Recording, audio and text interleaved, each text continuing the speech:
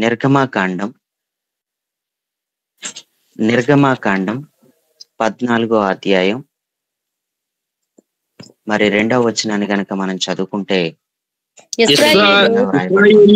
ఇశ్రాయేలు తిరిగి పిహహీరోతు ఎదుటను అనగా మిగ్దోలుకు సముద్రమునకు మధ్యనున్న బయల్సెఫోను ఎదుటను దిగవలనని వారితో చెప్పుము. ఇజ్రాయేలీల్ని దేవుడు మిగ్దోలుకి సముద్రమునకు మధ్యనున్న బయల్సెఫోను అనేటువంటి ప్రాంతంలో దిగాలని మోషేకి స్వయంగా దేవుడు చెప్పడం మనకు అర్థమవుతుంది. ప్రియులరా, బయల్సెఫోను అనే మాటకు అర్థం జాగరూకత అనే అర్థం ఉందని, ఇంకా క్లియర్ గా చెప్పుకోవాలంటే జాగ్రత్త అనేటువంటి అర్థం కూడా వస్తుందని, బయల్సెఫోన్ అనేటువంటి అనుభవంలో బయల్సెఫోన్ అనేది మన జీవితంలో మనం కలిగే ఉన్నామా, మనం జాగ్రత్తగానే ఉంటున్నామా, మన ఆత్మీయ జీవితం పట్ల నీకేమైనా జాగ్రత్తలు ఉన్నాయా, దేవుని మాటను వినే విషయంలో నువ్వు నిజంగానే జాగ్రత్తలు తీసుకుంటున్నావా? దేవుడు ఇశ్రాయేలీయులకి చెప్తున్నాడు, ఇక్కడ ఆగండి ఆగండి అని చెప్తున్నాడు. ఎందుకో ఆగమని చెప్తున్నాడంటే, సముద్రమును విడగొట్టాలంటే, సముద్రమును పాయలు చేయాలంటే తప్పకుండా మీరు ఈ సముద్రమునకు మిగ్దోలుకు మధ్యనున్న బయల్సెఫోన్ అంటే ఇక్కడ మీరు స్వయంగా జాగ్రత్తలు తీసుకోవాల్సి ఉంది. మీరు జాగ్రత్తలు తీసుకోకపోతే పని అవదు. మీరు జాగ్రత్తలు తీసుకోకపోతే నేను సమస్యను విడగొట్టలేను. మీరు జాగ్రత్తలు తీసుకోకపోతే సముద్రమును పాయలు చేయలేను అంటూ ఆయన స్వయంగా వాళ్ళ ప్రయాణాన్ని ఆపేశాడు. దేవుడే ప్రయాణాన్ని ఆపేస్తాడు కొన్నిసార్లు. దేవుడే ముందుకెళ్లకుండా చేసేస్తాడు కొన్నిసార్లు. దేవుడు ఆపడం ఏంటి అని అనుకుంటావు. లేదు, దేవుడే ఆపేస్తాడు. కొన్ని పనులు ముందుకు వెళ్లకుండా ఆపేసేది దేవుడే. ఏం అర్థం కాదు అసలు. అయోమయం స్థితిలోకి వెళ్ళిపోతుంటాం. దేవుడే అడ్డుకుంటాడు కొన్నిసార్లు. దేవుడే ముందుకు వెళ్ళనివ్వడు కొన్నిసార్లు. ఎన్నో ప్రయత్నాలు చేస్తావు, ఎంతో ముందుకు వెళ్ళిపోదాం అనుకుంటావు, అది ఏ విషయమైనా, కానీ దేవుడే వెళ్ళనివ్వడు కొన్నిసార్లు. ఎందుకు వెళ్ళనివ్వడంటే నీ ఎదుట చాలా పెద్ద ప్రమాదం ఉంది కాబట్టి, ఆ ప్రమాదంలో నిన్ను తప్పించే దేవుడి సహాయం నీకు అవసరం కాబట్టి, దేవునిని గూర్చిన జాగ్రత్తలు తీసుకోవడం కోసం కొన్ని ప్రయాణాలను నిన్ను చేయకుండా ఆయనే ఆపేస్తాడు. ఆయనే నిన్ను ప్రయాణం చేయకుండా, ఆయనే నిన్ను ముందుకు వెళ్ళనివ్వకుండా స్వయంగా నిన్ను ఆపేస్తాడని నువ్వు బాగా జ్ఞాపకం చేసుకోవాలి. ప్రియులరా, ఏ ఏ విషయాలలో జాగ్రత్తలు తీసుకుంటే మన ముందున్న సముద్రం విడిపోతుంది, ఏ ఏ విషయాలలో జాగ్రత్తలు తీసుకుంటే మన ఆత్మీయ జీవితం స్థిరపడుతుంది, ఏ ఏ విషయాలలో జాగ్రత్తలు తీసుకుంటే దేవుడికి దగ్గరగా ఉండగలం, ఏ ఏ విషయాలలో మన జాగ్రత్తలు తీసుకుంటే మనం దేవునితో మిళితమై ఉండగలం, ఏ ఏ విషయాలలో జాగ్రత్తలు తీసుకుంటే స్వయంగా దేవుడి స్వరం వినగలం, ఏ ఏ విషయాలలో జాగ్రత్తలు తీసుకుంటే మన ప్రార్థనా జీవితం బాగుంటుంది, ఏ ఏ విషయాలలో జాగ్రత్తలు తీసుకుంటే మన మీద ఉన్న పరిశుద్ధాత్మ నడిపింపు అది ఎప్పటికీ కూడా నిలకడగా ఉంటుంది అనేది నేను మీకు జ్ఞాపకం చేస్తూ నేను జాగ్రత్తల కోసం చెప్పాను. అయితే ఎన్ని జాగ్రత్తలు చెప్పాను మీలో ఎవరైనా ఫాస్ట్ గా చెప్పాలి, టైం లేదు. నేను ఏ ఏ విషయాలలో జాగ్రత్తగా ఉండాలని మొన్నటి దినాన చెప్పాను, ఆ జాగ్రత్తలు ఏంటి? ఫాస్ట్ చెప్పాలి ఎవరైనా, మీరు విన్నట్లయితే. తిండి విషయంలో జాగ్రత్తగా ఉండమన్నారు, నిద్ర విషయంలో జాగ్రత్తగా ఉండమన్నారు. అమ్మా, కోవైట్ ప్రార్థనా ప్రోగ్రామ్ లో సబ్జెక్ట్ వద్దు ఇక్కడ మనకి. ఆ కోవైట్ ప్రార్థనా ప్రోగ్రామ్ లో సబ్జెక్ట్ వేరు. అదే అనుకున్నాను.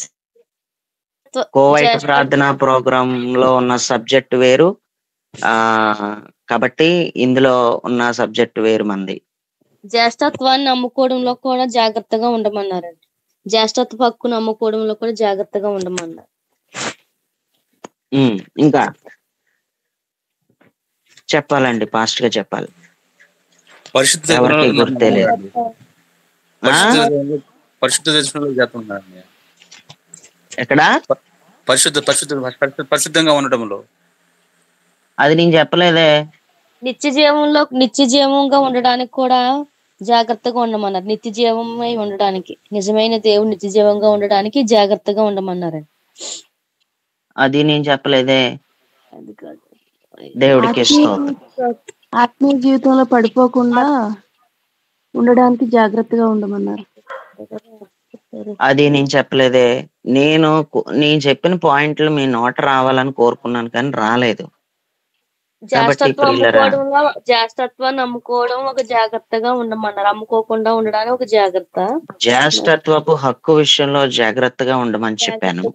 తర్వాత జ్యేష్ఠత్వపు హక్కు అంటే దేవుడి దగ్గర నీకు ఒక ఇలువ ఉంది. మ్యూట్ లో ఉండండి అమ్మా. దేవుడి దగ్గర నీకు ఒక ఇలువ ఉంది.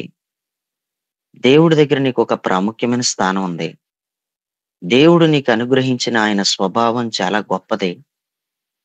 దానిని పోగొట్టుకోకుండా, అది నీలో నుంచి తొలగిపోకుండా నువ్వు చాలా జాగ్రత్తగా ఉండాలి.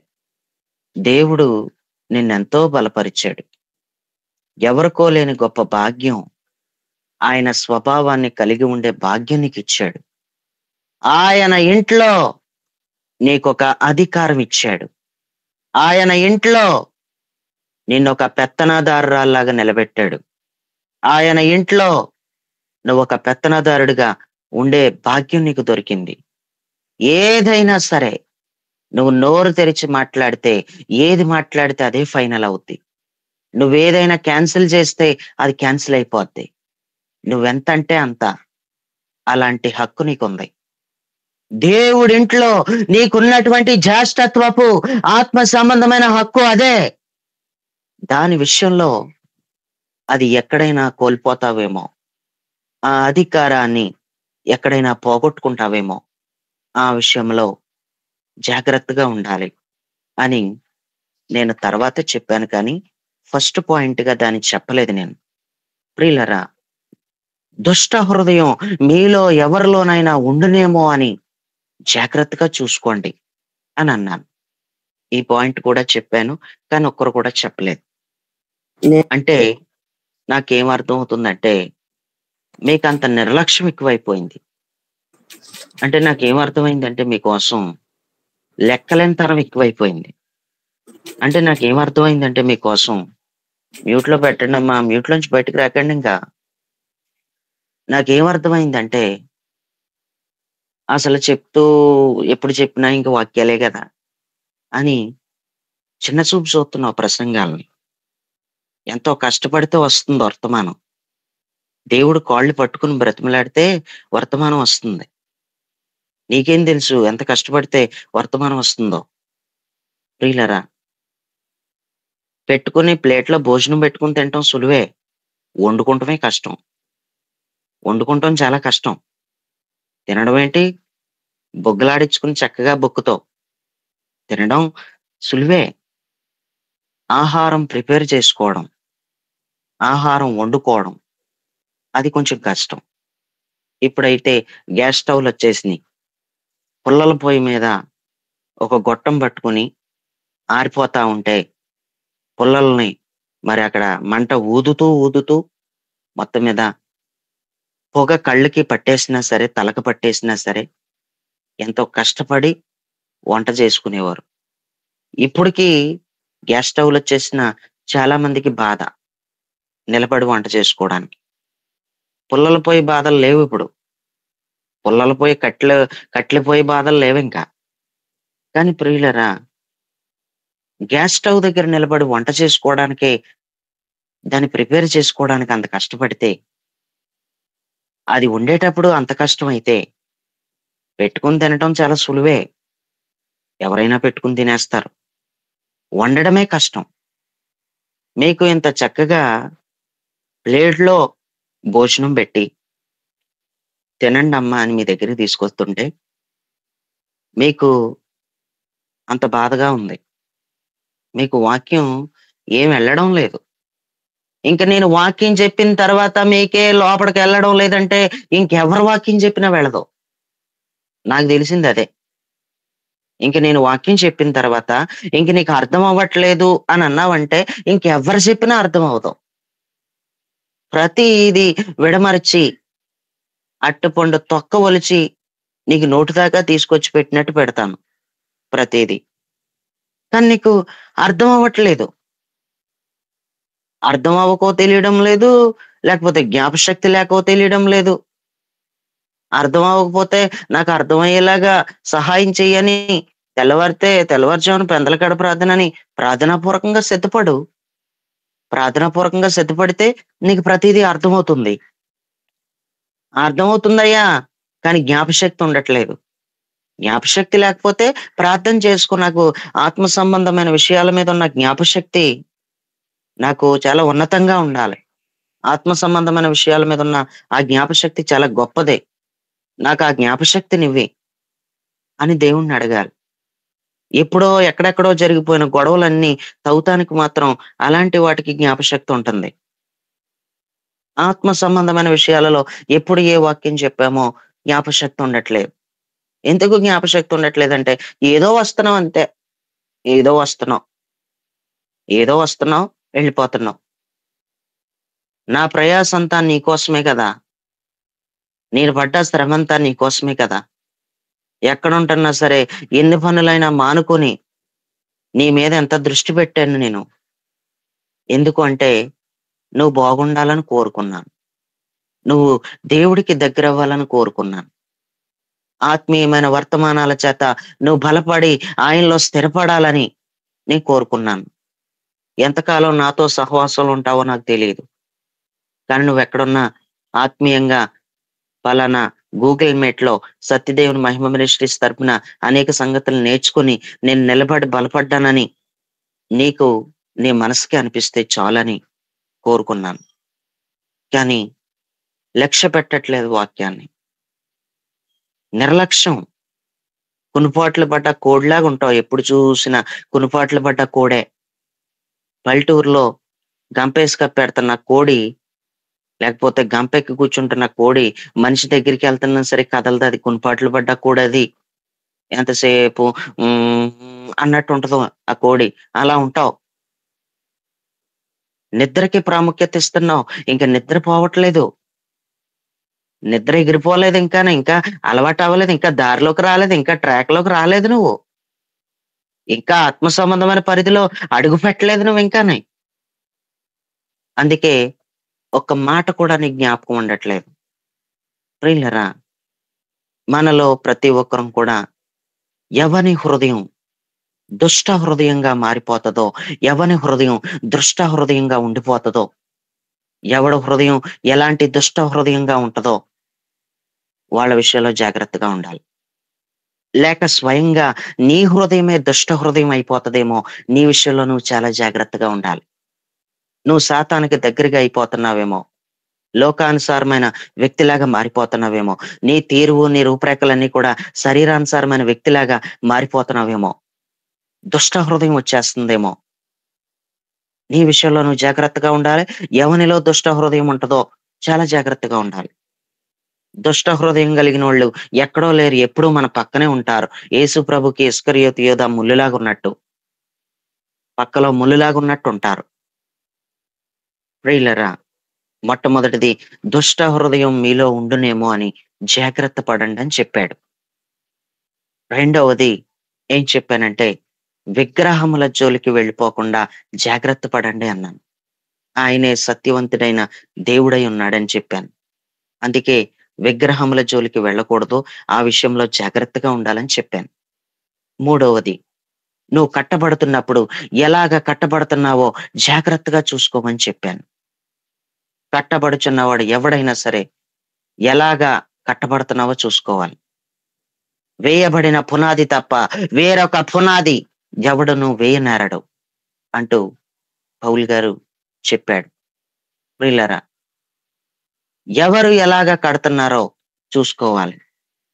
ఆయన పునాది వేశాడంట, అనేక మంది దాని మీద కడుతున్నారు. నిన్ను కడుతున్నప్పుడు సత్యమే బోధించి కడుతున్నామా, అసత్యంలో కట్టేస్తున్నామా? నిన్ను కడుతున్నప్పుడు నిజంగానే వాక్యానుసారంగానే కడుతున్నానా, వాక్యానుసారంగా కడతలేదా? నేను చెప్పేది బైబిల్లో ఉందా? నేను చెప్పే ఏ బోధ అయినా బైబిల్ బోధ అయినా అది కరెక్ట్ గా దాన్ని ఎలా ధ్యానం చేయాలో అలాగనే ధ్యానం చేసి నీకు బోధిస్తున్నానా లేదా? నిన్ను కడుతున్నప్పుడు ఎలాగ కడుతున్నానో కూడా జాగ్రత్తగా చూసుకోమంటున్నాడు. నువ్వే బోధ పడితే ఆ బోధ వినేయక్కర్లొద్దు. నేను చెప్పిన బోధలో పొరపాటు ఉంటే నన్ను అడ్డుకోవచ్చు. నేను చెప్పే బోధలో ఏదైనా లోపం ఉంటే నన్ను అడ్డుకోవచ్చు. పరిశుద్ధాత్మను గుచ్చిన బోధ మీరు చేయకండి. పరిశుద్ధాత్ముడే లేడు. పరిశుద్ధాత్మ గురించి చెప్పొద్దు, వరముల గురించి చెప్పొద్దు. మాకేమొద్దు, పరిశుద్ధాత్మను గుచ్చిన సబ్జెక్టే మాకొద్దు. అసలు పరిశుద్ధాత్మను గుచ్చిన ఊసు గాని మాట గాని మాకొద్దు. అది బైబిల్కి విరుద్ధమైన బోధ అని నువ్వు అన్నావనుకో, ప్రియులరా, బైబిల్కి విరుద్ధంగా నువ్వు మాట్లాడుతున్నావని నేనంటాను. పరిశుద్ధాత్మను గుచ్చిన సబ్జెక్టు బైబిల్లో ఉంది కాబట్టి నేను పరిశుద్ధాత్మను గుచ్చిన బోధ చేస్తూ, పరిశుద్ధాత్మను గుచ్చిన విషయాలు మీకు తెలియజేస్తూ మిమ్మల్ని కడుతున్నప్పుడు పరిశుద్ధాత్మను గుచ్చిన సంగతులు బైబిల్లో ఉన్నాయా లేవా? నేను అవే చెప్తున్నానా లేదా? పరిశుద్ధాత్మను గుచ్చి టచ్ చేసేటప్పుడు పరిశుద్ధాత్మను గుచ్చి బైబిల్లో వ్రాయబడి ఉందా లేదా? నీవు ప్రతిదీ కూడా నేను కట్టేస్తున్నానని కాదు, కానీ నేను ఎలా కడుతున్నానో నువ్వు జాగ్రత్త పడాలి. నేను ఎలా కడుతున్నానన్నదే నువ్వు చాలా జాగ్రత్త పడాలి. నువ్వు చాలా జాగ్రత్తగా ఎప్పుడైతే ఉంటావో నీ ప్రయాణం ముందుకి కొనసాగుతుంది. నీ ఎదుట ఉన్న సముద్రం విడిపోతుంది అని జ్ఞాపకం చేశాను. బయల్సెఫోన్ అనుభవంలోకి ప్రతి ఒక్కరు కూడా రావాలి. జాగ్రత్తలు తీసుకునే విధానంలోకి ప్రతి ఒక్కరూ రావాలి. ఏ ఏ విషయాలలో జాగ్రత్తలు తీసుకోవాలో ఆ విషయాలలో నువ్వు జాగ్రత్తలు తీసుకోవాలి. శారీరకంగా ఉన్న జాగ్రత్తలు, శారీరకమైన విషయాల మీద ఉన్న జాగ్రత్తలు తీసుకునే దృష్టి ఆత్మీయత మీద, ఆత్మీయమైన స్వభావం మీద, దేవుని సంబంధంగా దేవుని పరిధిలో ఉండవలసినటువంటి జాగ్రత్తలు తీసుకోవట్లేదు. అసలు జాగ్రత్తలు లేవు. అసలు ఉంటే ఉంటది, ఊడిపోతే ఊడిపోతుంది ఆయన స్వభావం. ఉంటే ఉంటది ఆయన మనస్సు, ఊడిపోతే ఊడిపోతుంది. దాందేముందలే, దేవుడు అంత ఇంపార్టెంట్ ఏం కాదు మనకి. ఆయన స్వభావం ఏం ఇంపార్టెంట్ కాదు. ఆయన మనసు, ఆయన స్వభావం అంటూ ఇలా చెప్పుకుంటానే వస్తాడు. రోజు ఇదే గొడవ అని నీకు అనిపించవచ్చు. నీకు అంత నిర్లక్ష్యం ఎక్కువైపోతే ఎవరం ఏం చేయలేం. నువ్వు జాగ్రత్త పడమని చెప్తున్నాను. నువ్వు జాగ్రత్తలు తీసుకోమని చెప్తున్నాను. నువ్వు జాగ్రత్తగా ఉండు అని చెప్తున్నాను. దేవునికి దగ్గరగా ఉండే విషయంలో ఎప్పుడు కూడా జాగ్రత్తగానే ఉండని నీకు చెప్తున్నాను. నేను బయల్సెఫోన్ అనుభవంలో ఉండు అని చెప్తున్నాను. జాగ్రత్తలు తీసుకోవడానికి, జాగ్రత్త పడటానికి ఎప్పుడు కూడా నీ ఆత్మలో మెలకువగా ఉండు అని చెప్తున్నాను నేను. దేవుడికి స్తోత్రం. ఎవరు ఎలాగ కడుతున్నారో చూసుకోవాలి. పునాది మీదే కడతారు, కానీ ఎలా కడుతున్నారు అన్నది చాలా జాగ్రత్తగా చూసుకోవాలి. జాగ్రత్తగా కట్టాలి. కట్టవలసిన విధంగా కట్టాలి. దేవుడు నాతో స్వయంగా చెప్పాడు. ఆయన నాకు దర్శనం ఇచ్చాడు. ఆయన స్వరం కూడా నేను విన్నాను. ప్రియులరా, ఎంతమంది నా దాకా రారు. దేవుడి దర్శనంతో నేను ఆన్లైన్ పరిచర్యలో నేను కొనసాగుతున్నాను. నాకు ఒక దైవ దర్శనం ఉంది. నేను గుడ్డెద్దు చేయబడ్డట్టు నేను సేవ చేయట్లేదు. నన్ను సేవకు పిలిచిన దేవుడు నన్ను సేవకు పిలిచాడని నేను ఎప్పుడు కూడా ఉప్పొంగిపోలేదు. సేవకు పిలిస్తే కుదరదు. సేవలో నన్ను వాడుకునే విధానం ఏంటి? నువ్వు సేవలో నాకు అప్పగించే పనేంటి? అసలు నా పిలిపేంటి? సేవకు పిలిస్తే పని అవదు. అసలు నా పనేంటి సేవలో అని నేను అడిగి స్వయంగా దర్శనం ప్రకారం నేను సేవ చేస్తున్నాను. నేను ఎప్పుడూ చెప్పాను, ఇప్పుడు చెప్తున్నాను మరలా. నా ఒడిలో ఒక పసుపు కలరు, ఒక ఎల్లో కలరు తాడు తీసుకొచ్చి నా ఒడిలో పాడేసి నువ్వు కట్టు అని దేవుడు చెప్పాడు నాకు. ఒక ఎల్లో కలర్ లో ఉన్న లావు తాడు తీసుకొచ్చి నా ఒడిలో పాడేసి కట్టు నువ్వు అని అన్నాడు. కట్టు అన్న దర్శనంతోనే నేను కడుతున్నాను. నన్ను కట్టు అని చెప్పాడు. నా ద్వారా స్వయంగా కట్టేది ఆయనే గాని నిన్ను ఏ విధంగా నువ్వు కట్టుబాటులోకి రావాలో కొన్ని మార్గములు బోధించడానికి ఆయన వాడుకుంటున్నాడు. కాబట్టి నువ్వు మాట వింటే నిజంగా బాగుపడతావు. ఒక దైవ దర్శనం కలిగినటువంటి దైవజనుడి చేతుల్లో నువ్వు ఉంటే ఎప్పుడూ బాగుంటావు. దర్శనం లేదు చాలా మందికి. వాళ్ళని పిలిచిన పిలిపేటో వాళ్ళకే అర్థం కాదు. నన్ను సేవకు పిలిచాడు, నన్ను సేవకు పిలిచాడు. సేవకు పిలిచాడా? అసలు నీ పిలిపేంటి అని అడిగితే కిందకి పైకి చూసే సేవకులు ఉన్నారు. వాళ్ళ పిలిపేటో వాళ్ళకే తెలియదు అసలు. కానీ సేవకు పిలిచాడు. అలాంటి వాళ్ళు సేవ చేస్తున్నారు.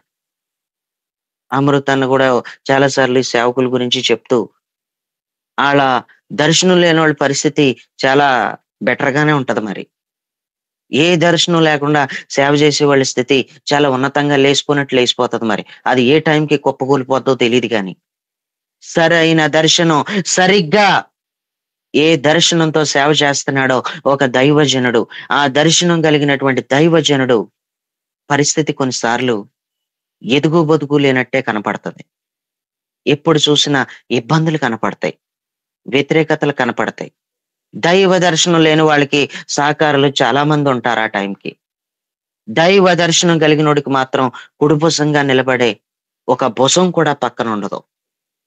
ఇలాంటి ప్రతికూల పరిస్థితుల గుండా సేవలో పడతాలేస్తూ ముందుకు వెళ్తున్నాను. ప్రియులరా, నీవు సరైన స్థలంలోకే వచ్చావు. నువ్వు సరిగ్గానే కట్టబడటానికి నువ్వు వచ్చావు. దేవుడే నిన్ను తీసుకొచ్చాడు. నిన్ను ఎవరో తీసుకొచ్చారు, ఎవరో జాయిన్ చేస్తే నేను వచ్చానని నువ్వు అనుకోవచ్చు.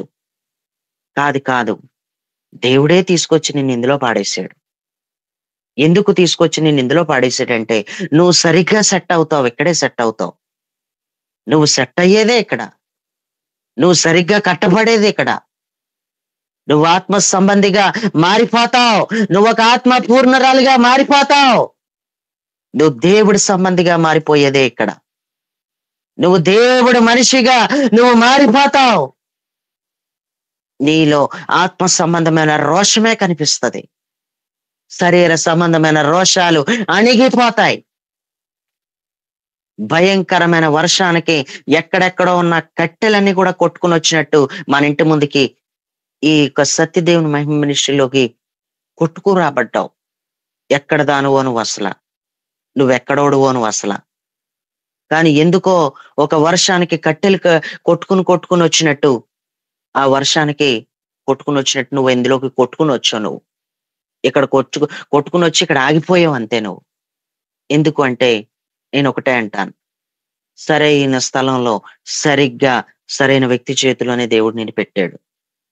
నీ ఆత్మీయత బాగుంటది నేను చెప్తున్నాను. నువ్వు చాలా బాగుంటావు నేను చెప్తున్నాను. నీ భక్తికి వేలు పెట్టి చూపించేవాడే ఉండడం. అంత స్ట్రాంగ్ గా నువ్వు కట్టబడతావు. అంత చక్కగా నువ్వు కట్టబడే ప్లాట్ఫామ్ మీదకు నువ్వు వచ్చావు. ఇదేంటో నీకు తెలియకపోవచ్చు.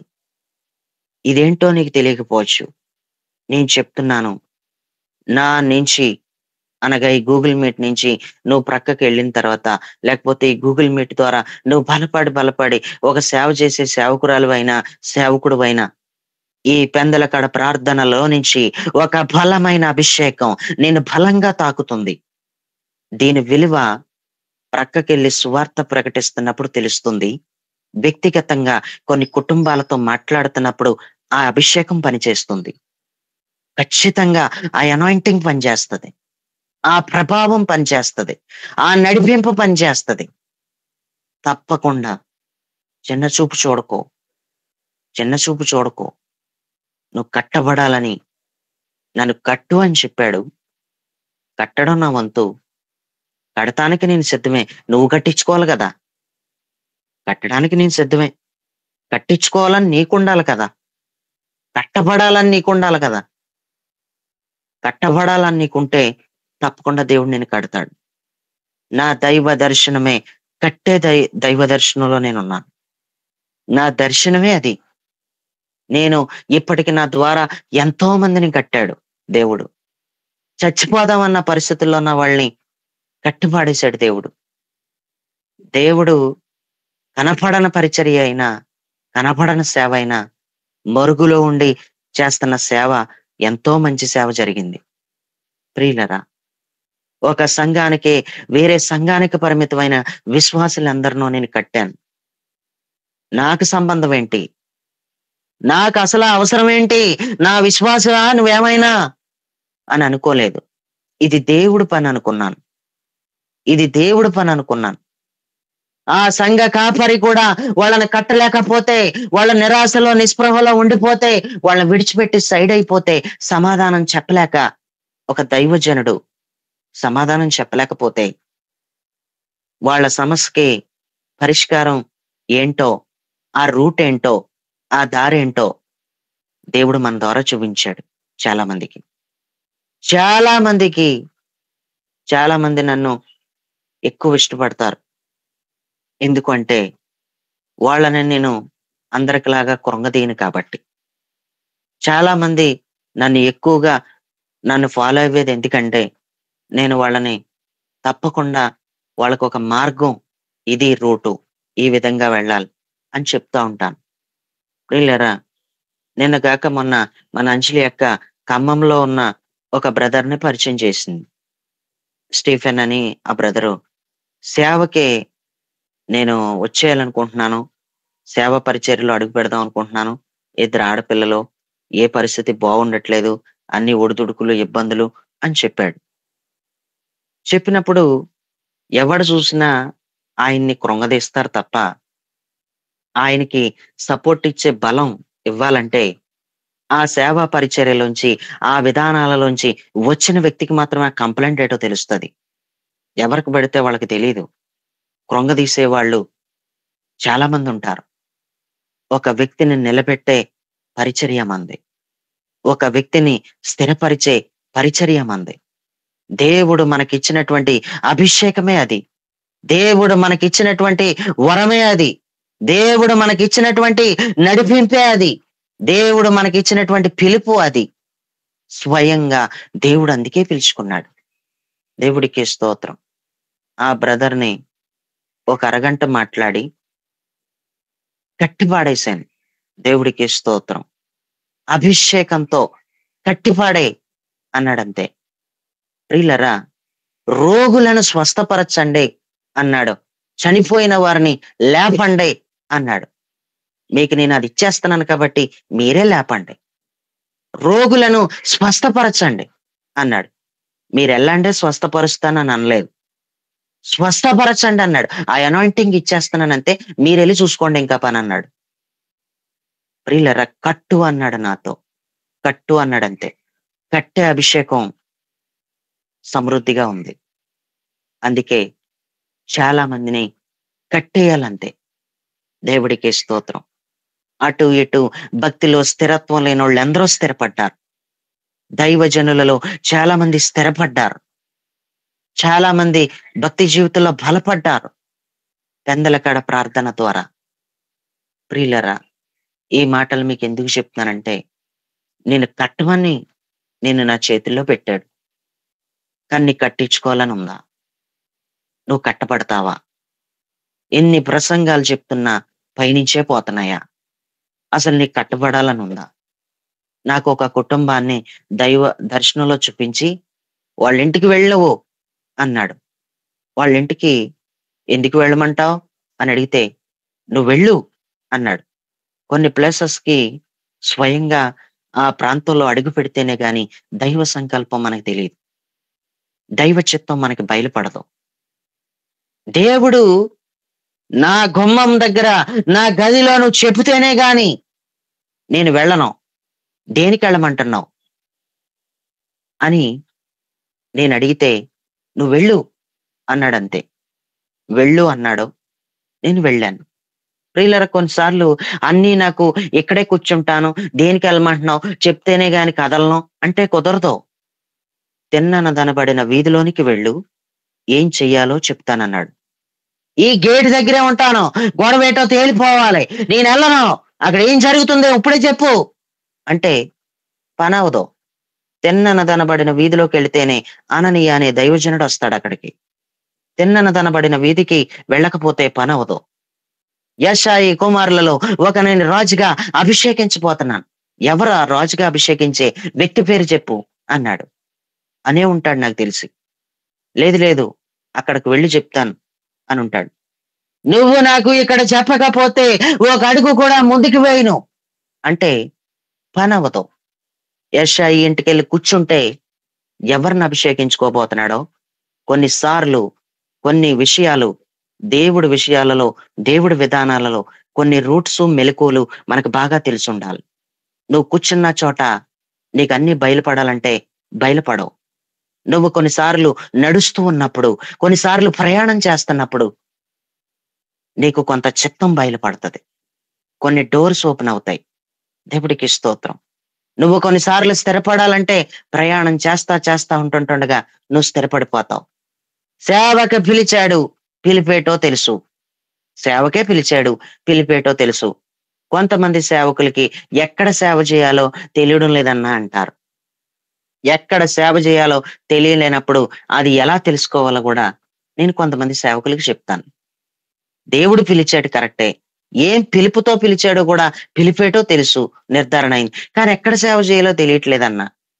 ఎక్కడ సేవ చేయాలో బయలుపడదు. కొన్నిసార్లు ఎక్కడ సేవ చేయాలో బయలుపడదు. అది ఎప్పుడు బయలుపడుతుందంటే, కొన్నిసార్లు కొంతమంది దైవజనుల కోసం మాత్రమే ఈ మాట చెప్తున్నాను. ఎక్కడ సేవ చేయాలో ముందుగానే కొంతమందికి చెప్తాడు, మరి కొంతమందికి ప్రయాణం చేస్తుంటుండగా, ప్రయాణం ఏంటేటి, ఆ ఇంటికి ఈ ఇంటికి వెళ్ళి సువార్త చేస్తా ఉంటుండగా, ఆ ఊర్లో ఈ ఊర్లో రౌండ్లేసి సువార్తను ప్రకటిస్తున్నప్పుడు కొన్ని ద్వారాలు తెరవబడతాం.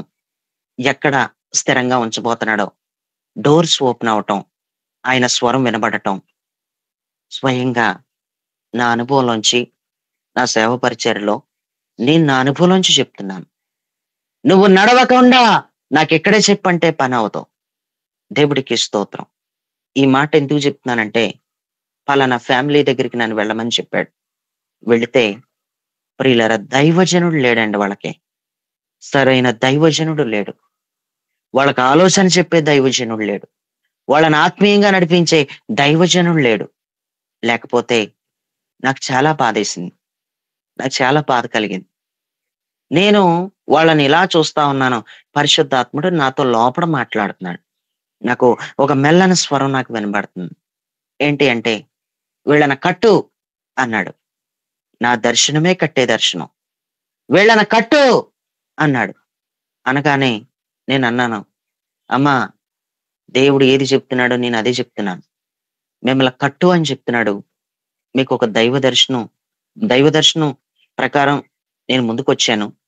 మీకు కూడా ఒక అద్భుతమైన దర్శనం వస్తే దేవుణ్ణి అడగండి, మిమ్మల్ని కట్టు అని చెప్తున్నాడు. నా చేతుల్లో కట్టబడ్డానికి కూడా మీకు దైవ దర్శనం చూపిస్తాడు, కట్టబడండి ఆయన దగ్గర అని. మీరేమైనా కనిపెట్టుకునే కెపాసిటీ మీకు ఉంటే, లేదు అంటే మాట విని నేను చెప్పే మాటల ప్రకారం మీరు కట్టబడతారా అని అడిగితే, లేదండి కట్టబడమండి. అయ్యి బాబా కట్టేస్తానంటారు ఏంటండి బాబు అంది. తోడేసి కిటికీకి ఏం కట్టేయట్లేదులే అమ్మా, తోడేసి దేనికో కట్టేయట్లేదులే, తోడేసి చెట్టుకి ఏం కట్టేయట్లేదులే, ఆత్మీయంగా కట్టమంటున్నాడు దేవుడు, నువ్వు కట్టబడాలని ఉందా అని అడిగితే లేదండి అన్నాడు. లేదండి అని చెప్పారు భార్య భర్తలు. సరే అయితే అని చెప్పి, కట్టబడాలని లేనప్పుడు ఎవడేం చేస్తాడో, కట్టబడాలని లేనప్పుడు దేవుడు ఏం చేస్తాడో, నీకు కట్టబడాలని ఉంటే ఏమైనా హెల్ప్ చేస్తాడు, నీకే లేనప్పుడు ఆయన ఏం చేస్తాడో. నాకు కట్టబడాలని లేదన్నారు. కట్టబడాలని లేనప్పుడు నేను సైలెంట్ అయిపోయి బయటకు వచ్చేసాను. ఇప్పటికీ ఒక దైవజనుడు లేడు. తోడ దింపిన దూడ ఉంటది చూసారా, తోడ దింపిన దూడను చూసారా, కట్టు గట్టు లేకుండా ఎలాగైతే తిరుగుతుందో అలా తిరుగుతున్నారు. ప్రియులరా, భయం లేదు అసలు, ఒక దైవజనుడు లేడు అసలు. దేవుడికి స్తోత్రం. మా తాతయ్యకి ఒక గేదె ఉండేది. ఆ గేదెని సాయంత్రాలు పగలంతా మేపి మేపి ఇంటికి తోలుకొచ్చేవారు. ఇంటికి తోలుకొస్తే అదేం చేసేది, మొత్తం మీద దాన్ని కట్టేవారో కాదో నాకు తెలీదు గాని రాత్రులు వెళ్ళిపోయి మేసొచ్చేసేది అది. తెల్లారేటప్పటికి మళ్ళీ వచ్చేసేది అది. దేవుడికి స్తోత్రం. ఎక్కడెక్కడో మేసొచ్చేసేది అది. అసలా భయం లేదు దానికి. దాన్ని కట్టకపోవడం వల్ల అది ఏమైపోయిందంటే రాత్రులు వెళ్ళి మేసేసి వచ్చేసేది. ఆళ్ళబీడు ఈళ్ళబీడు వెళ్ళి మేసేసి వచ్చేసేది. దేవుడికి స్తోత్రం. దొంగ తిండి తినేసేది గేదె. ఆ బర్రె దొంగ తిండి తినేసేది. కారణం ఏంటంటే గేదెని కట్టలేదు. కట్టకపోతే అలాగే ఉంటది.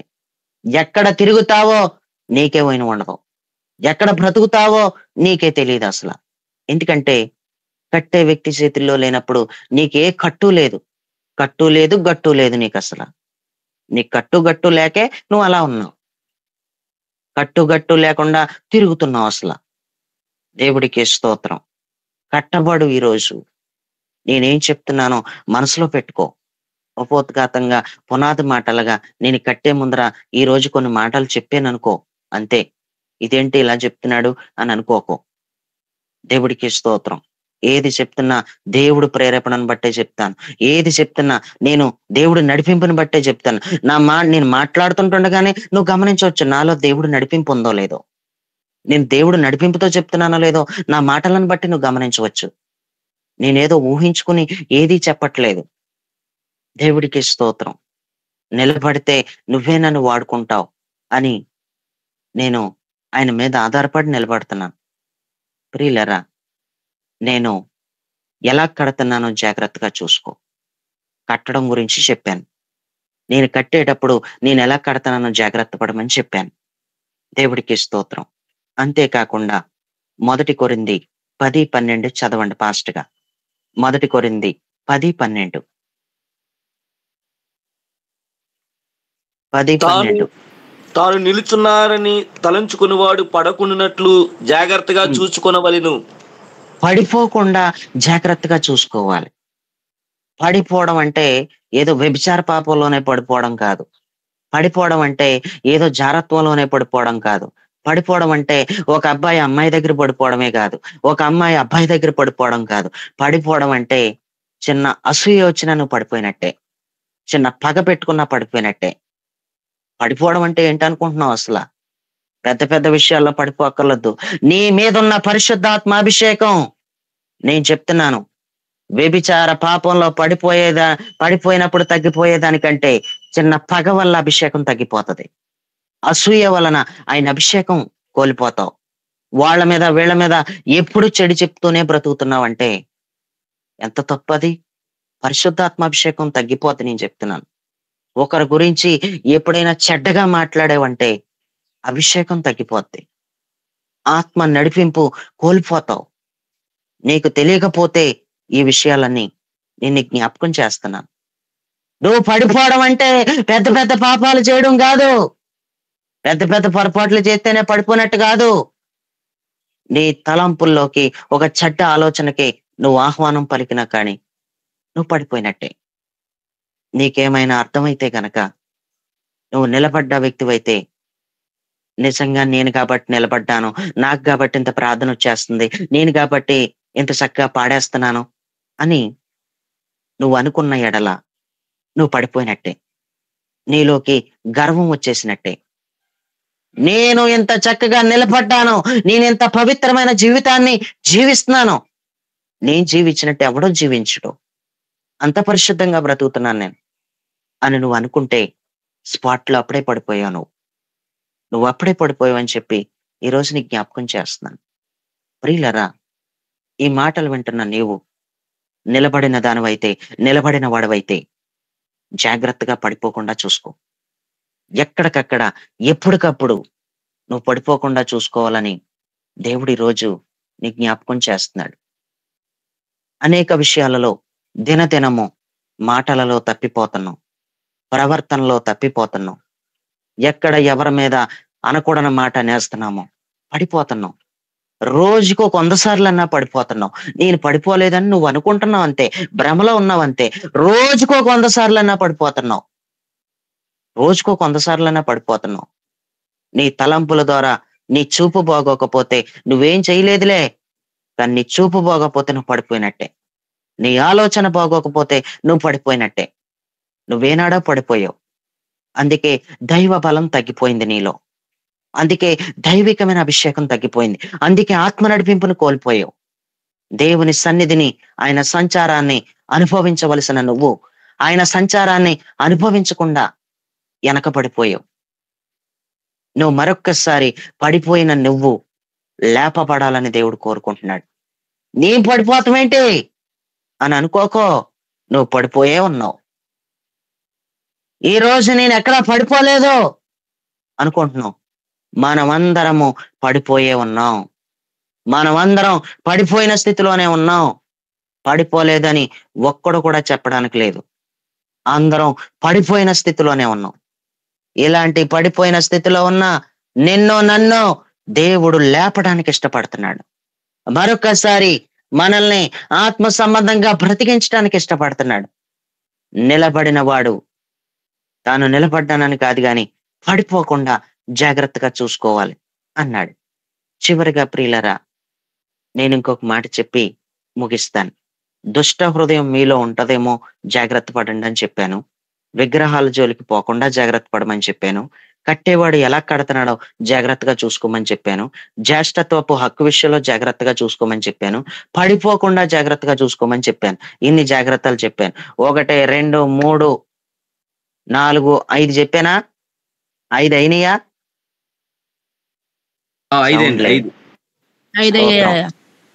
చివరిగా ఇంకొక జాగ్రత్త గురించి చెప్పి నేను ముగించాలనుకుంటున్నాను. చాలా జాగ్రత్తలు ఉన్నాయి, కానీ ఒక జాగ్రత్త అనగా ఒక బయల్సే ఫోన్ గురించి మాత్రమే చెప్తాను. ప్రసంగి గ్రంథం 5:1. ప్రసంగి 5:1 చదవండి. నీవు దేవుని మందిరములకు పోవునప్పుడు నీ ప్రవర్తన జాగ్రత్తగా చూచుకొనుము. ప్రవర్తన జాగ్రత్తగా చూసుకోవాలంట. ఇక్కడ ఏం చెప్పాడంటే ప్రవర్తన చాలా ప్రాముఖ్యమైంది. ప్రియులరా, వాడి బుద్ధి అసలు మంచిది కాదు, ఆమె బుద్ధి అసలు మంచిది కాదు అంటూ చాలా మంది బుద్ధిని తిట్టేవాళ్ళు ఉంటారు. కొంతమంది వాడి ప్రవర్తన అసలు మంచిది కాదండి బాబు, ఆయన ప్రవర్తన మంచిది కాదు, ఆ ఫ్యామిలీ మనుషులు ప్రవర్తనే మంచిది కాదు అసలు అంటూ మరికొంతమంది ప్రవర్తనను తిట్టేవాళ్ళు ఉంటారు. ప్రవర్తన బాగోలేదు అంటే నేనేమంటానంటే అది బుద్ధిని బట్టే ఉంటుంది. బుద్ధికి ప్రవర్తనకే సంబంధం ఉంది. ప్రవర్తనను బట్టి బుద్ధి కాదు, బుద్ధిని బట్టే ప్రవర్తన ఉంటుంది. ప్రియులరా, మనలో ప్రతి ఒక్కరి బుద్ధి విషయంలో జాగ్రత్తగా ఉండాలి. ఒక ఆమె వాళ్ళ కొడుకుని తిడుతుంది. ఎరా నీ బుద్ధి ఇలా బుగ్గి అయిపోద్ది అనుకోలేదు అంటుంది. నీ బుద్ధి ఇలా బుగ్గి అయిపోతుంది అనుకోలేదు అంటూ ఆడి బుద్ధిని పట్టుకుని తిట్టింది. ప్రియులరా, మనలో ప్రతి ఒక్కరి బుద్ధి విషయంలో చాలా జాగ్రత్తగా ఉండాలి. మన బుద్ధి సరిగ్గా ఉండనివ్వడం సాతానుగాడు. మన బుద్ధి స్థిరంగా ఉండదు. మన బుద్ధి స్వస్థ బుద్ధిగా ఉండదు. మన బుద్ధి కొన్నిసార్లు. అందుకే అపోస్తులుడైన పౌలు గారు ఏం చెప్పాడంటే తీతుకి ఒక పత్రిక రాశాడు. తీతుకు రాసిన పత్రిక 2వ అధ్యాయం 13వ వచనాన్ని చదవండి. తీతుకు రాసిన పత్రిక 2:13. అనగా మహాదేవుడును మన రక్షకుడునైన యేసు క్రీస్తు మహిమ యొక్క ప్రత్యక్షత కొరకు ఎదురు చూచుచు ఈ లోకములో స్వస్థ బుద్ధితోను నీతితోను భక్తితోను బ్రతుకుచుండవలనని మనకు బోధించుచున్నది. అనగా మహాదేవుడును మన రక్షకుడనైన యేసుక్రీస్తు మహిమ యొక్క ప్రత్యక్షత కొరకు ఎదురు చూడండి. ఎదురు చూస్తూ ఈ లోకంలో స్వస్థ బుద్ధి ఉండాలి. నీ బుద్ధి ఎలాగ ఉండాలంటున్నాడంటే స్వస్థ బుద్ధితోను నీతితోను భక్తితోను బ్రతకాలి అన్నాడు. ప్రియులరా, ఆయన కృపతో ప్రత్యక్షమై, శరీరధారిగా కృపతో ప్రత్యక్షమై, ఆయన శరీరమందు శ్రమపడి చనిపోయి సమాధి చేయబడి ఆయన సజీవుడిగా తిరిగి లేచాడు. తిరిగి లేచిన తర్వాత ఆయన పైకి ఆరోహణమైపోయాడు. ఆరోహణమైపోయిన వాడు మరలా తిరిగి రాబోతున్నాడు. దానినే మహిమా ప్రత్యక్షత అంటారు. ఆయన మరలా ఈ భూమి మీదకి రాబోతున్నాడు. దానిని మహిమా ప్రత్యక్షత అని అంటారు. ఆయన మహిమతో ప్రత్యక్షమయ్యేటప్పుడంట ఈ లోకంలో ఆయన మహిమతో ప్రత్యక్షమైనప్పుడు ఆయన ఎదుట నిలబెట్టగలిగేవి మూడే మూడు. ఆయన ఎదుట సామర్థ్యం కలిగిన వ్యక్తిలాగా నిలబడ్డాలంటే నీలో ఈ మూడు ఉండాలి అంటూ అందులో స్వస్థ బుద్ధి అన్నాడు, నీతి అన్నాడు, భక్తి అన్నాడు. భక్తి కలిగి ఉండాలి, నీతి కలిగి ఉండాలి, స్వస్థ బుద్ధి ఉండాలి. ఈ మూడు ఆయన వచ్చేటప్పటికి ప్రతి వ్యక్తిలో ఉండవలసిన ఈ మూడే మహిమా ప్రత్యక్షత. నువ్వు చూసినప్పుడు ఆయన మహిమా ప్రత్యక్షమైనప్పుడు మహిమతోనే గనక ఆయన ప్రత్యక్షమైన తర్వాత ఆయన ఎదుట నువ్వు నిలబడిపోయేలాగా నిన్ను నిలబెట్టేసేవి ఈ మూడే అన్నాడు. అందుకే ఈ లోకంలో అలాగా బ్రతకగలిగితే నేనొచ్చినప్పుడు నా ఎదుట మీరు నిలబడతారు అన్నాడు. ఏ తప్పు చేయలేనోడు ప్రియులరా, తప్పు చేయలేనోడు ఎప్పుడు కూడా తలెత్తుకునే తిరుగుతాడు. తప్పు చేయలేనోడు తలెత్తుకునే తిరుగుతాడు. ఒక దొంగతనం చేసినోడు ఎప్పుడు కూడా తన్ని దొంగతనం జరిగింది ఇక్కడ ఏదో అని అనుకుంటున్నప్పుడే వాడిలో కలవరం, వాడు తల కిందకి దించుకోవడం మనకు అర్థమవుతుంది.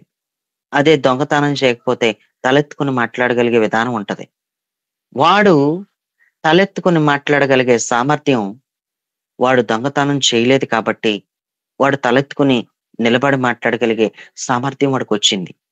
అదే విధంగా మనలో ఈ మూడు గనక కరెక్ట్ గా ఉంటే మహిమ ప్రత్యక్షత మనం చూడబోతున్నాం. మహిమతో ఆయన ప్రత్యక్షం అవుతున్నప్పుడు మనలో ప్రతి ఒక్కరం కూడా మనల్ని నిలబెట్టేయి ఈ మూడే అంటూ నిన్ను జ్ఞాపకం చేస్తున్నాను. మనలో ప్రతి ఒక్కరికి స్వస్థ బుద్ధి రావాలి. నా బుద్ధి బాగోలేదు, నా బుద్ధి పాడైపోయింది అంటే నీ బుద్ధి పాడైపోతే దేవుణ్ణి అడుగు. నీ బుద్ధి పాడైపోయింది కాబట్టే నీ ప్రవర్తన సరిగ్గా లేదు. దేవుని దగ్గరికి వస్తున్నాం కానీ దేవుని మందిరమునకు పోనప్పుడల్లా నీ హృదయ ప్రవర్తన ఎలాగుందో చూసుకో అన్నాడు. ప్రవర్తన ఎలాగుందో చూసుకుంటాం. ప్రవర్తన గురించి చూసుకోమంటున్నాడు. చూసుకుంటే బాగోలేదు మరి ప్రవర్తన ఎలా సెట్ అవుద్ది? ప్రవర్తన ఎలా బాగుపడుతుంది? ప్రవర్తనలో మరి లోపం ఉండకుండా మన ప్రవర్తన మంచి ప్రవర్తనగా ఉండాలంటే మరి ఏం చెయ్యాలి అంటే తీతుకు రాసిన పత్రికలో అదే చదువుకున్నాం. బుద్ధికి స్వస్థత రావాలి. బుద్ధి రోగం పట్టేసింది. బుద్ధికి ఒక తెగులు వచ్చింది. బుద్ధికి ఒక వ్యాధి వచ్చింది. బుద్ధిని బాగు చేసుకోవడానికి మాత్రం ఇష్టపడతలేదు. ఏదైనా శరీరంలో రోగం వస్తే డాక్టర్ దగ్గరికి పరిగెడుతున్నావు. శరీరంలో రోగం వస్తే చాలా బాధపడిపోతున్నానని, చాలా నలిగిపోతున్నానని, ఈ బాధ భరించలేకపోతున్నాను బాబోయ్ అని ఒక డాక్టర్ దగ్గరికి వెళ్ళి డాక్టర్ని సంప్రదిస్తున్నాం. ప్రియులరా, మరి బుద్ధి పాడైపోయింది. ఎప్పటి నుంచో బుద్ధిలో రోగంతో బ్రతుకుతున్నావు. మరి ఎప్పటి నుంచో బుద్ధిలో ఒక రకమైన వ్యాధి ఉంది. బుద్ధి ఏమీ బాగోలేదు. బుద్ధి బాగోకపోవడాన్ని బట్టి నువ్వు చాలా ఇబ్బంది పడుతున్నావు. నీ బుద్ధి బాగోకపోవడం వల్ల నీ ప్రవర్తన బాగోలేదు. నీ ప్రవర్తన చూసి అందరూ కూడా తిట్టుకుంటున్నారు నీ ప్రవర్తన బాగోలేదని. ఎందుకు బాగోలేదంటే ప్రవర్తన బుద్ధిలో లోపం ఉంది. బుద్ధి కరెక్ట్ గా లేదు. ఈరోజు మనలో ప్రతి ఒక్కరి బుద్ధికి స్వస్థత జరగాలి. నేను ఒక సీక్రెట్ చెప్తాను, జాగ్రత్తగా విను. విపరీతంగా నీ కాలే లాగేస్తుందో, నీ చెయ్యే లాగేస్తుందో, విపరీతంగా నీ శరీరంలో అనారోగ్యమే ఉందో, దేవుడు స్వస్థపరచట్లేదా? దేవుడు ఇంకా బాగు చేయలేదా? పర్వాలేదు. నీ శరీరంలో ఉన్న రోగం నిన్ను నరకానికి తీసుకెళ్తావు. నీ బుద్ధిలో ఉన్న రోగాన్ని మాత్రం నువ్వు బాగు చేసుకోకపోతే నరకానికే పోతావు డైరెక్ట్ గా. అన్ని రకాల ద్వారాలు నీ కోసం తెరవబడే ఉంటాయి. ఎందుకంటే డైరెక్ట్ గా నరకంలో పడిపోతాకి. డైరెక్ట్ గా మన బుద్ధి గనక బాగు చేసుకోకపోతే, మన బుద్ధి గనక పాడైపోతే, నా బుద్ధిని బాగు చేయి. నిజంగా నా బుద్ధిని బాగు చేయి. నా బుద్ధిలో రోగం ఉంది, నా శరీరంలో బలహీనతలు ఉన్నాయని నేనెంతో వేడుకున్నాను.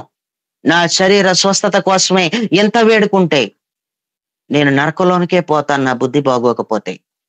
నా బుద్ధిని నువ్వు నిజంగా బాగు చేయి, నా బుద్ధి స్వస్థ బుద్ధి అవ్వాలి అని చెప్పి ప్రియులరా ప్రార్థన చేసుకోవాలి.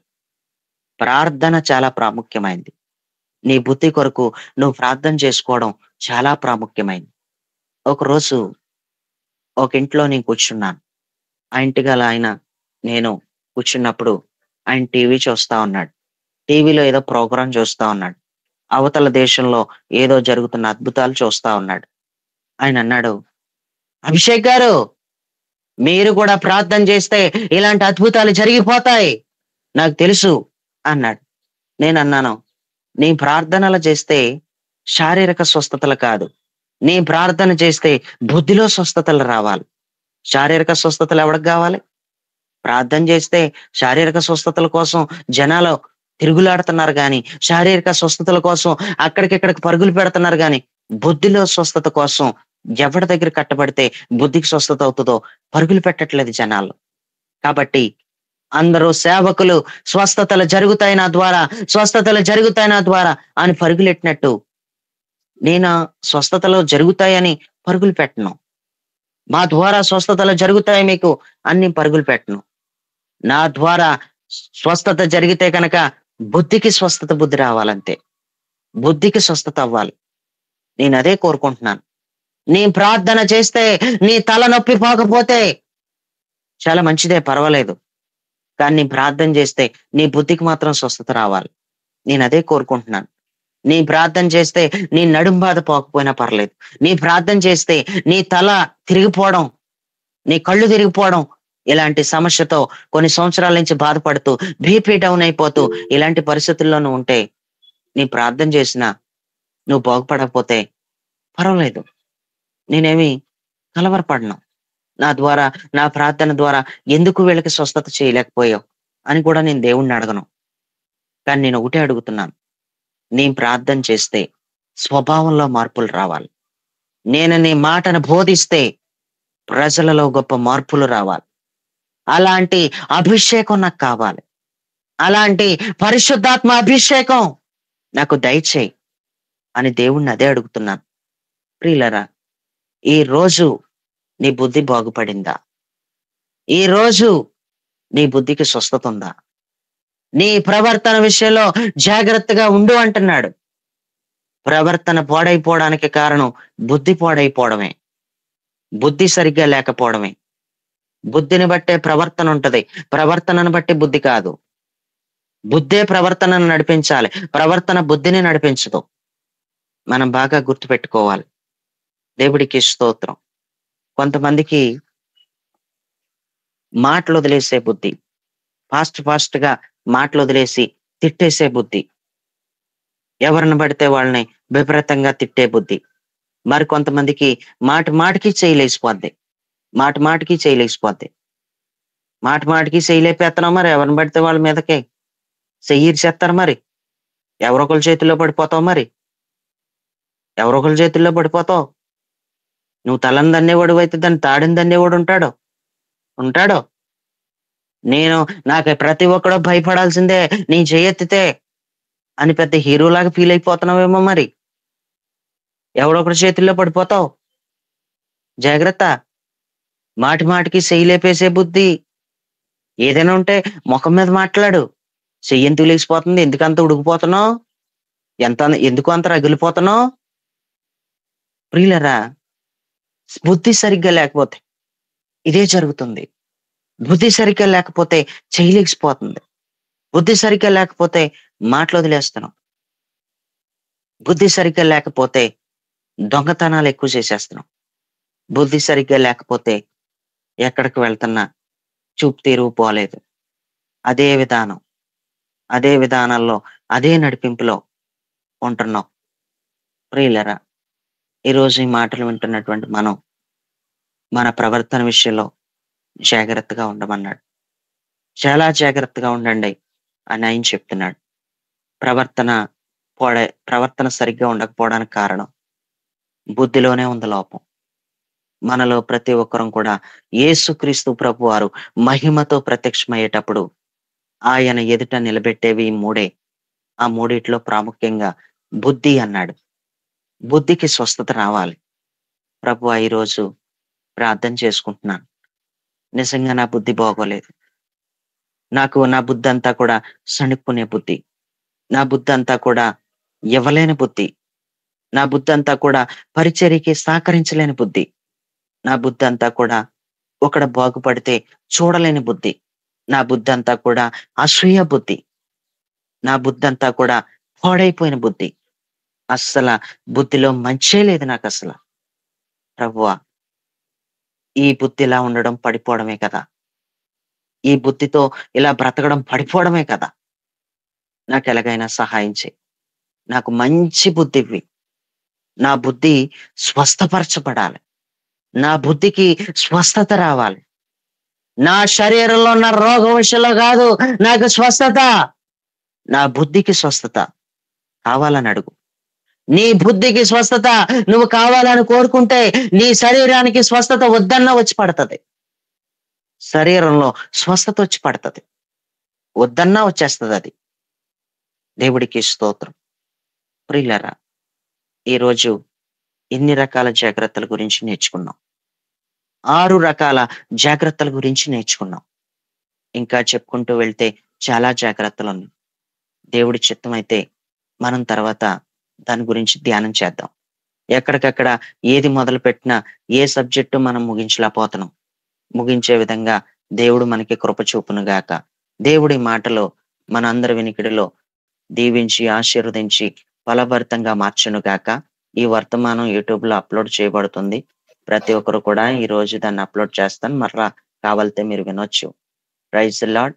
విన్న వర్తమానం కొరకు మీలో ఒకరు ప్రార్థన చేయవలసిందిగా మనవి చేస్తున్నాను.